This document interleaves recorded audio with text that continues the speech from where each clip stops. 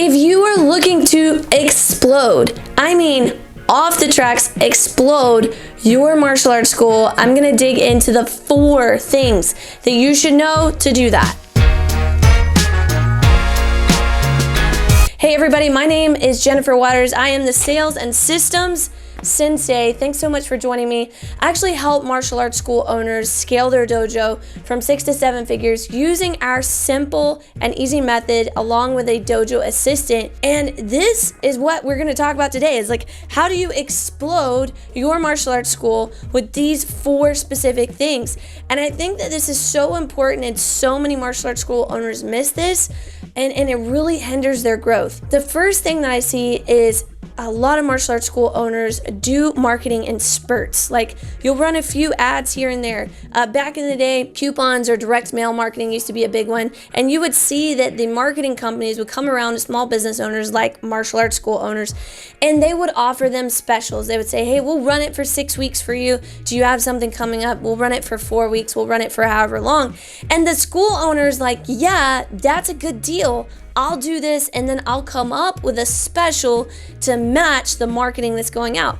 And so what ends up happening is you have this cycle of stopping and starting your marketing, and it continues. And now that we're in the digital age, I see this even more with Facebook ads and Instagram ads. Just starting a campaign, it goes for a month, then stopping it, working on, your retention systems, and then trying to start again. And what really happens is you get this upside down momentum. You start climbing a momentum, you start finally getting those lead costs to come down, and then you stop. And ultimately, this is gonna do you more harm in the long term than it is gonna do you good in the short term. My advice to martial arts school owners is, whatever methods of marketing that you do, keep doing them.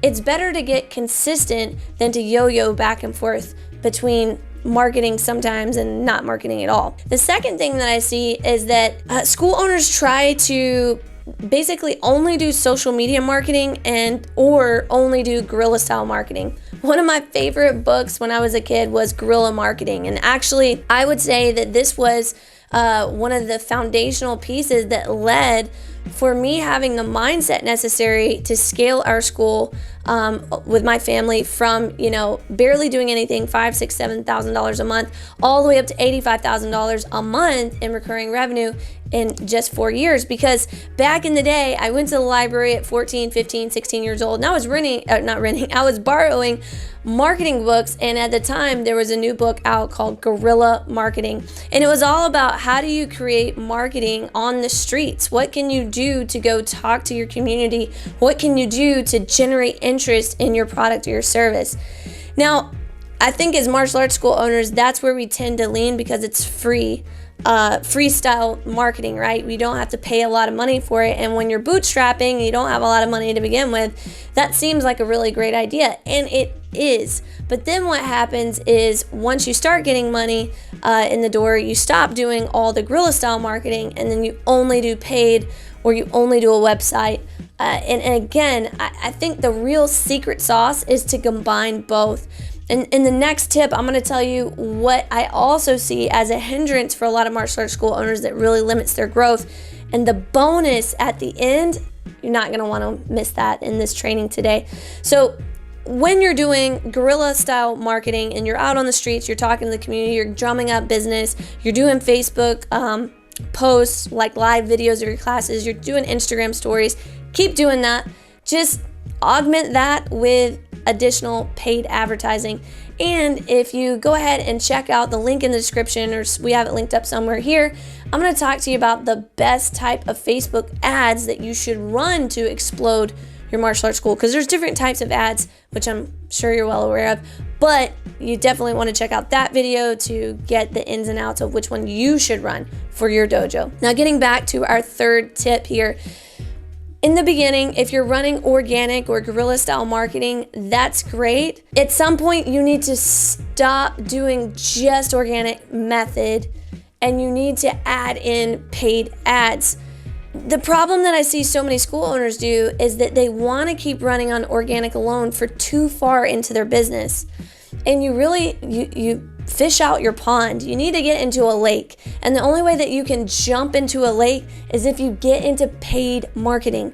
You need to get your message out to more people when you're starting this off in the beginning. Once you can create a name in your community, then you can, like I said earlier, augment that. You can continuously, use paid advertising, but just sticking to organic alone isn't going to work for you in the long term. So start with organic, like literally post a picture of yourself on your Facebook profile and say, hey, just open up a space for this many, X many kids classes in my kids class. DM me if you're interested in discovering a free trial lesson, right? So something along those lines, like you should do those things. You should actively reach out to people. You should be text messaging, DMing people that might be interested in coming in. And once you've gotten, 40, 50 students this way, then switch over and start running paid ads.